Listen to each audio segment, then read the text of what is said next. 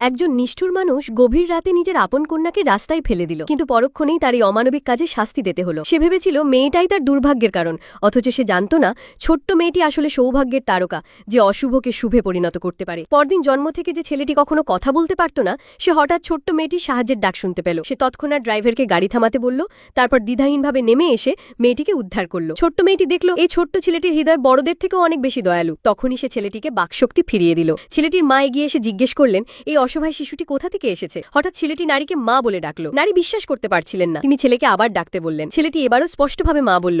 এমনকি সে চাইল নারী যেন ছোট্ট মেয়েটিকেও নিজের সন্তানের মতো আশ্রয় দেন। কর্মচারী খবর নিয়ে এলো শিশুটিকে আসলে এখানে ফেলে দেওয়া হয়েছিল। নারীর মন গলে গেল। তিনি তৎক্ষণাৎ সিদ্ধান্ত নিলেন ছোট্ট মেয়েটিকে ঘরে নিয়ে গিয়ে রাজকন্যার মতো লালন করবেন। যখন তারা সামরিক প্রাসাদে ফিরল, ছোট্ট মেয়েটি লক্ষ্য করল চারপাশে অন্ধকার, এমনকি চাকর বাকররাও হতাশ হয়ে পড়েছে। সবাই নারীর সেই নিষ্ঠুর বোনের পক্ষে চলে গেছে। কিন্তু এখন সৌভাগ্যের শিশুটি তাদের সাথে আছে।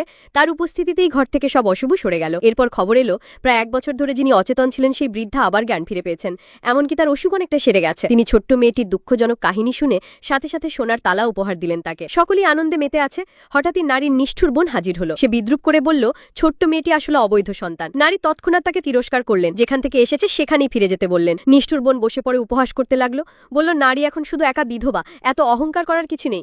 নারী পাল্টা জবাবে প্রকাশ করে দিলেন যে এই নিষ্ঠুর বোন আসলে অন্যের উপপত্নী। অপমান সহ্য না করতে পেরে সে হুমকি দিল, বিদেশি সৈন্যরা 3 দিনের মধ্যে শহরে প্রবেশ করবে, তখন তাদের পরিবারেরই দাপট চলবে। নারীকে তখন অবশ্যই তাদের লোকজন সহ বের করে দেওয়া হবে। এরপর কি হবে জানতে হলে কমেন্ট করুন পার্ট 2।